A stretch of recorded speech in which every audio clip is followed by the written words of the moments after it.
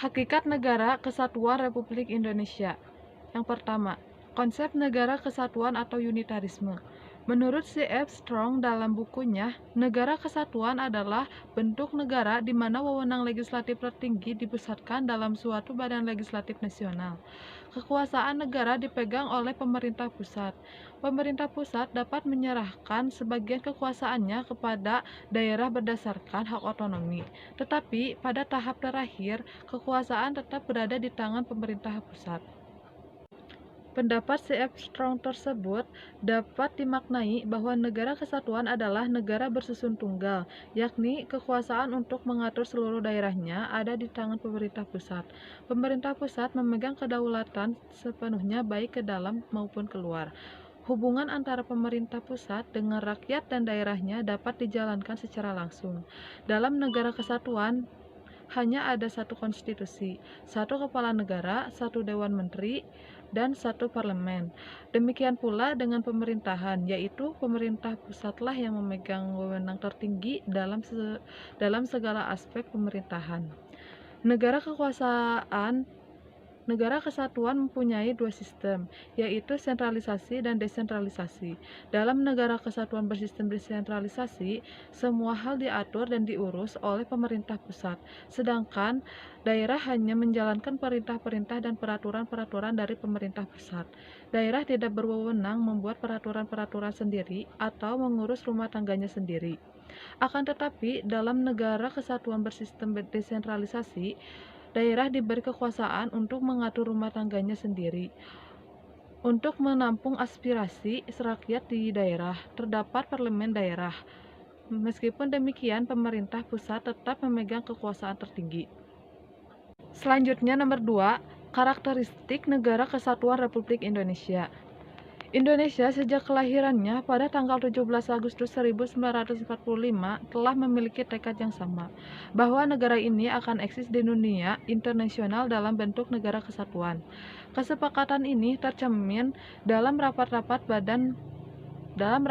PPU-PKI dan PPKI dalam menyusun konstitusi atau UUD yang tertinggi dalam negara. Supomo dalam sidang BPUPKI menghendaki bentuk negara kesatuan sejalan dengan paham negara integralistik yang melihat bangsa sebagai suatu organisme. Hal ini antara lain seperti yang dikemukakan oleh Muhammad Yamin, bahwa kita hanya membutuhkan negara yang bersifat unitarisme dan wujud negara kita tidak lain dan tidak bukan adalah bentuk negara kesatuan Republik Indonesia. Persatuan dan Kesatuan Bangsa Indonesia dari masa ke masa. 1. Persatuan dan Kesatuan Bangsa pada masa Revolusi Kemerdekaan 18 Agustus 1945 sampai dengan 27 Desember 1949. Pada periode ini bentuk NKRI adalah kesatuan, dengan bentuk pemerintahan adalah republik yang mana presiden berkedudukan sebagai kepala pemerintahan sekaligus sebagai kepala negara. Sistem pemerintahan yang dipakai adalah sistem pemerintahan presidensial. Dalam periode ini yang dipakai sebagai pegangan adalah UUD 1945. Akan tetapi dalam pelaksanaannya belum dapat dijalankan secara murni dan konsekuen. Hal ini dikarenakan bangsa Indonesia baru saja memproklamasikan kemerdekaannya. Periode ini juga ditandai dengan munculnya gerakan-gerakan separataris dengan tujuan mendirikan negara baru yang memisahkan diri dari NKRI. Adapun gerakan-gerakan tersebut diantara sebagai berikut. Selanjutnya, pemberontakan Partai Komunis Indonesia PKI Medium 1948. Selanjutnya, gerakan Darul Islam Tentara Islam Indonesia di daerah Jawa Barat. Pasal 4. Aturan peralihan UUD 1945 dijadikan dalih oleh Belanda untuk menunduh Indonesia sebagai negara diktator karena kekuasaan negara terpusat kepada presiden. Untuk melawan propaganda Belanda pada dunia internasional, maka pemerintahan RI mengeluarkan 3 buah maklumat. Yang pertama, maklumat Wakil Presiden nomor X tanggal 16 Oktober 1945 yang menghentikan kekuasaan luar bisa dari presiden sebelum masa waktunya berakhir. Seharusnya berlaku selama 6 bulan. Selanjutnya, Maklumat pemerintah tanggal 3 November 1945 tentang pembentukan partai politik yang sebanyak-banyaknya oleh rakyat. Selanjutnya, maklumat pemerintah tanggal 14 November 1945 yang intinya mengubah sistem pemerintahan presidensial menjadi sistem pemerintahan parlementer. Selanjutnya, ketiga maklumat tersebut memberikan pengaruh yang cukup besar terhadap sistem ketatanegaraan Indonesia. Maklumat pemerintah tanggal 14 November 1945 telah membawa perubahan total dalam sistem pemerintahan negara kita. Pada tanggal tersebut, Indonesia memulai kehidupan baru sebagai penganut sistem pemerintahan parlementer. Persatuan dan Kesatuan Bangsa pada masa Republik Indonesia Serikat 27 Desember 1949 sampai dengan 17 Agustus 1950. Federalisme pernah diterapkan di Indonesia pada tanggal 20 Desember 1949 sampai dengan 17 Agustus 1950. Pada masa ini yang dijadikan sebagai pegangan adalah Konstitusi Republik Indonesia Serikat pada tahun 1949 yang berlaku pada periode ini adalah Republik diterapkan ketika berlangsungnya pemilihan Ir Soekarno. Sistem pemilihan yang dianut pada periode ini adalah sistem parlementer, kabinet semua dengan karakteristik sebagai berikut. Pengangkatan perdana menteri dilakukan oleh presiden. Hal itu tempat pada ketentuan bahwa presiden dan menteri-menteri bersamanya merupakan pemerintah. Selain presiden dan para menteri kabinet, negararis juga mempunyai Mahkamah Agung dan Dewan Pengusahaan Keuangan sebagai alat pelengkapan negara. Munculnya berbagai reaksi dari berbagai kebangsaan. Bangsa Indonesia merupakan rebutan negararis dan kembali kepada kesatuan NKRI. Maka pada tanggal 8 Maret 1950 Undang-Undang Darurat pada nomor 11 tahun 1950. Gerakan Angkatan Perang Ratu Adil APRA. Gerakan APRA dipimpin oleh Kapten Raymond Westerling. Gerakan ini didasari oleh adanya kepercayaan rakyat akan datangnya seorang Ratu Adil yang akan membawa mereka ke suasana aman dan tentram, serta memerintah dengan adil dan bijaksana. Tujuan gerakan APRA adalah untuk mempertahankan bentuk negara federal di Indonesia dan memiliki tentara sendiri pada negara bagian RIS. Pada tanggal 23 Januari 1950, pasukan APRA menyerang kota Bandung serta melakukan pembantaian dan pembunuhan terhadap anggota TNI. Pemberontakan Andi Aziz di Makassar. Pemberontakan di bawah pimpinan Aziz ini terjadi di Makassar diawali dengan adanya kekacauan di Sulawesi Selatan. Pada bulan April 1950, kekacauan tersebut terjadi karena adanya demonstrasi dari kelompok masyarakat yang anti-federal. Pada tanggal 15 April 1950, Andi Aziz berangkat ke Jakarta setelah didesak oleh Presiden NIT Sukawati, tetapi Andi Aziz terlambat melapor sehingga ia ditangkap dan diadili. Persatuan dan Kesatuan Bangsa pada masa Demokrasi Liberal 17 Agustus 1950 sampai dengan 5 Juli 1959. Pada periode ini, Indonesia menggunakan Undang-Undang Dasar Sementara Republik Indonesia tahun 1950 yang berlaku mulai tanggal 17 Agustus 1950. UUDS RI 1550 merupakan perubahan dari Konstitusi RIS yang diselenggarakan sesuai dengan piagam persetujuan antara pemerintah RIS dan pemerintah RI pada tanggal 19 Mei 1950. Bentuk negara Indonesia pada periode ini adalah kesatuan dan kekuasaannya dipegang oleh pemerintah pusat. Hubungan dengan daerah didasarkan pada asas desentralisasi. Bentuk pemerintah yang diterapkan adalah republik.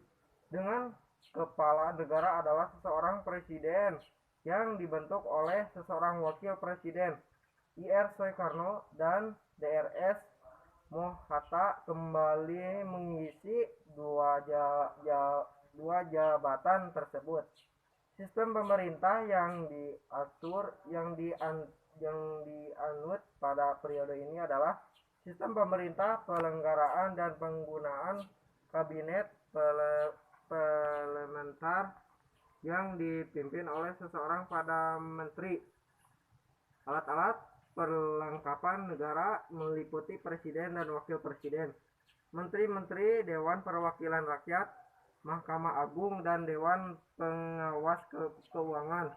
Pada saat mulai berlangsungnya UDRS RI 1950, bentuk Dewan Perwakilan Rakyat sementara yang merupakan gabungan anggota DPR RIS ditambah ketua dan anggota Badan Kerja Komite Nasional Indonesia Pusat dan anggota yang ditunjuk oleh Presiden. Gerakan Darul Islam Tentara Islam Indonesia. 1. Daerah Sulawesi Selatan. Pemberontakan di Sulawesi Selatan dipimpin oleh Kahar Muzar. Pemberontakan ini disebabkan oleh Kahar Muzar yang menempatkan laskar-laskar rakyat Sulawesi Selatan ke dalam lingkungan ABRIS, Angkatan Perang Republik Indonesia Serikat, dan berkeinginan untuk menjadi pemimpin dan pada tanggal 17 Agustus 1951, Kahar Muzar bersama dengan pasukannya melarikan diri ke hutan, dan pada tahun 1952 ia mengumumkan bahwa Sulawesi Selatan menjadi bagian dari negara Islam Indonesia. Pemimpin Kartosuwiro di Jawa Barat. Penumpasan terhadap pemberontakan yang dilakukan oleh Kahar Muzar terhadap pemberontak mengalami kesulitan sebab tempat persembunyian mereka berada di hutan yang ada di daerah pegunungan. 2. Daerah Aceh. Pemberontakan di Aceh dipimpin oleh Daud Biro yang merupakan mantan gubernur Aceh. Pemberontakan ini disebabkan oleh status Aceh yang semula menjadi daerah istimewa diturunkan menjadi daerah keresidenan di bawah Provinsi Sumatera Utara. Kebijakan pemerintahan tersebut ditentang oleh Daud Biro sehingga pada tanggal 21 September 1953 ia mengeluarkan maklumat tentang penyatuan Aceh ke dalam Islam Indonesia. Pemimpin Kartosuwiro. 3. Daerah Kalimantan Selatan. Pemberontakan di Kalimantan Selatan dipimpin oleh Ibnu Hajar yang menamakan gerakannya dengan sebutan Kesatuan Rakyat yang tertindas pada tahun 1954. Ibnu Hajar secara resmi bergabung dengan negara Islam Indonesia ditunjukkan sebagai panglima tertinggi tim Tentara Islam Indonesia pada tahun 1963. Pemerintah Indonesia berhasil menumpas pemberontakan ini. Ibnu Hajar dan anak buahnya berhasil ditangkap dan dijatuhi hukuman mati. B. Pemberontakan PRRI Permesta Pemerintahan Revolusi Republik Indonesia Perjuangan Rakyat Semesta. Pemberontakan PRRI peserta terjadi di Sulawesi yang disebabkan oleh adanya hubungan yang kurang harmonis antara pemerintahan pusat dan pemerintahan daerah. Hal tersebut menimbulkan dampak ketidakpercayaan terhadap pemerintahan pusat. Selanjutnya dibentuk gerakan dewan berikut. 1. Dewan Banteng di Sumatera Tengah dipimpin oleh Letnan Ahmad Hussein. 2. Dewan Gajah di Sumatera Utara dipimpin oleh Letnan M. Simbolo. 3. Dewan Garuda di Sumatera Selatan. 4. Dewan Lambung Makurat di Kalimantan Selatan. 5. Dewan Maghui di Sulawesi Utara dipimpin oleh Letnan PNJ Samuel. Puncak pemberontakan ini terjadi pada tanggal 10 Februari 1958. Ketua Dewan Banteng mengeluarkan ultimatur kepada pemerintahan pusat. Isi ultimatur tersebut adalah pernyataan bahwa Kabinet Juanda harus mengundurkan diri dalam waktu 5 kali 24 jam setelah menerima ultimatum tersebut. Pemerintahan pusat bertindak tegas dengan cara memberhentikan secara hormat Ahmad Hussein dan melakukan operasi militer pada tanggal 12 Februari 1958 di bawah pemimpinan Kasat Ahanastion membentuk Komando Daerah Militer Sumatera Tengah serta mengadakan operasi militer gabungan yang diberikan nama Operasi 17 Agustus. Persatuan dan Kesatuan Bangsa pada masa Orde Lama 15 Juli 1959 sampai dengan 11 Maret 1966. Dekret Presiden tanggal 15 Juli 1959 telah membawa kepastian di negara Indonesia dengan kita kembalinya menggunakan UUD 1945 sebagai konstitusi negara yang berkedudukan sebagai asas penyelenggaraan negara. Sejak berlakunya kembali Undang-Undang Dasar 1945, Presiden berkedudukan sebagai kepala negara dan kepala pemerintahan.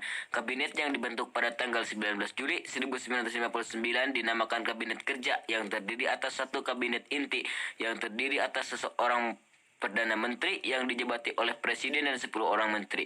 2. Menteri-menteri ex officio, yaitu penjabat-penjabat negara yang karena jabatannya diangkat menjadi menteri. Dan yang terakhir itu menteri-menteri muda sebanyak 60 orang. Dan pada periode ini muncul pemikiran di kalangan para pemimpin bangsa. Di kalangan para pemimpin bangsa Indonesia yang dipelopori Presiden Soekarno yang memandang bahwa pelaksanaan demokrasi liberal pada periode ini yang lalu hasilnya sangat mengecewakan. Sebagai akibat dari kekecewaan tersebut, Presiden Soekarno mencetuskan konsep demokrasi terpimpin. Pada mulanya, ide demokrasi terpimpin adalah demokrasi yang dipimpin oleh hikmat kebijaksanaan dalam permusyawaratan atau perwakilan, namun lama-kelamaan bergeser menjadi dipimpin oleh presiden dan pemimpin presiden revolusi. Maka akhirnya segala sesuatu didasarkan kepada kepemimpinan penguasa, dalam hal ini pemerintahan. Persatuan dan Kesatuan pada masa Orde Baru 11 Maret 1966 sampai dengan 21 Mei 1998.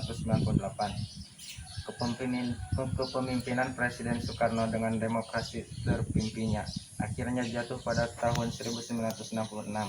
Jatuhnya Soekarno menandai berakhirnya masa Orde Lama dan diganti oleh kekuatan baru yang dikenal dengan sebutan Orde Baru yang dipimpin Soeharto. Ia muncul sebagai pemimpin Orde Baru yang siap untuk membangun kembali pemerintahan yang berdasarkan Pancasila dan Undang-Undang Dasar 1945 secara murni dan konsekuen. Prioritas utama yang dilakukan oleh pemerintahan Orde Baru bertumpu pada pembangunan ekonomi dan stabilitas nasional yang mantap. Selama memegang kekuasaan negara, pemerintah Orde Baru tetap menerapkan sistem pemerintahan presidensial ataupun kelebihan dari sistem pemerintahan Orde Baru. Satu perkembangan pendapat per kapita masyarakat Indonesia yang pada tahun 1968 hanya $70 Amerika Serikat dan pada 1996 setelah mencapai lebih dari $1.000 Amerika. Suksesnya program transmigrasi, suksesnya program keluarga berencana, suksesnya memerangi buta huruf. Beberapa penyimpangan konstitusional yang paling menonjol pada masa pemerintahan Orde Baru sekaligus menjadi kelemahan sistem pemerintahan Orde Baru adalah sebagai berikut. A. Bidang penyelenggaraan ekonomi tidak didasarkan pada pasal 33 Undang-Undang Dasar 1945. B. Bidang politik kekuasaan berada di tangan lembaga eksekutif. Presiden sebagai pelaksana undang-undang kedudukan lebih dominan dibanding dengan lembaga legislatif. C. Bidang hukum. Perundang-undangan yang mempunyai fungsi untuk membatasi kekuasaan presiden kurang memadai, sehingga kesempatan ini memperbaiki peluang terjadinya praktik KKN adalah pemerintah. Terjadinya pada suatu keadaan krisis multimedia. Kondisi yang mencemaskan ini telah membangkitkan gerakan reformasi menumbangkan rezim otoriter. Maka pada tanggal 21 Mei 1998, Presiden Soeharto menyatakan pengunduran diri sebagai gantinya B.J. Habibie yang ketika itu menjabat sebagai Wakil Presiden dilantik sebagai Presiden RI. Selanjutnya, Persatuan dan Kesatuan pada masa reformasi periode tanggal 21 Mei 1998 sekarang. Periode ini disebut juga era reformasi. Gejolak politik di era reformasi semakin terdorong usaha penegakan kedaulatan rakyat dan bertekad untuk mewujudkan kepemerintahan yang bersih dari korupsi, kolusi, dan nepotisme yang menghancurkan kehidupan bangsa dan negara. Memasuki masa reformasi, bangsa Indonesia bertekad untuk menciptakan Indonesia pemerintahan yang demokratis. Untuk itu perlu disusun pemerintahan yang konstitusional atau pemerintahan yang berdasarkan pada konstitusi pemerintah. Konstitusional bercirikan bahwa konstitusi negara itu berisi adanya pembatasan kekuasaan pemerintah atau eksekutif dan jaminan atas hak asasi manusia dan hak-hak warga negara. Perubahan UUD 1945 pada hakikatnya tidak mengubah sistem pemerintahan Indonesia. Baik sebelum maupun sesudah perubahan sistem pemerintahan Indonesia tetap presidensial. Tetapi perubahan tersebut telah mengubah peran dan hubungan Presiden dan DPR. Jika dulu Presiden memiliki peranan yang dominan, bahkan dalam praktiknya dapat menekan lembaga-lembaga negara yang lain, kini UUD NRI tahun 1945 memberi peran yang lebih proporsional berimbang terhadap lembaga-lembaga negara. Selain itu, perubahan Undang-Undang Dasar 1945 juga mengubah struktur ketatanegaraan Indonesia. Jika dibandingkan dengan Undang-Undang Dasar 1945 sebelum diubah, maka UUD NRI 1945 jelasnya berikut dipaparkan perubahan-perubahan mendasar dalam ketatanegaraan Indonesia setelah perubahan Undang-Undang Dasar 1945, yaitu kedaulatan di tangan rakyat dan dilakukan menurut Undang-Undang Dasar Pasal 1 Ayat 2. Berikutnya, MPR merupakan lembaga bikameral, yaitu terdiri dari anggota DPR dan anggota DPD. Pasal 2 Ayat 1. Berikutnya, Presiden dan Wakil Presiden dipilih langsung oleh rakyat. Pasal 6A Ayat 1. Berikutnya, Presiden memegang jabatan selama 5 tahun dan dapat dipilih kembali dalam jabatan yang sama untuk 1 kali masa jabatan. Pasal 7. Pencantuman hak asasi manusia. Pasal 28A 28J. Penghapusan DPA sebagai lembaga tinggi negara. Presiden bukan mandataris MPR. MPR tidak lagi menyusun GBHN. Pembentukan Mahkamah Konstitusi MK dan Komisi Yudisial KY. Pasal 24B dan 24C. Anggaran pendidikan minimal 20%. Pasal 31 Ayat 4. Negara kesatuan tidak boleh diubah. Pasal 37 Ayat 5.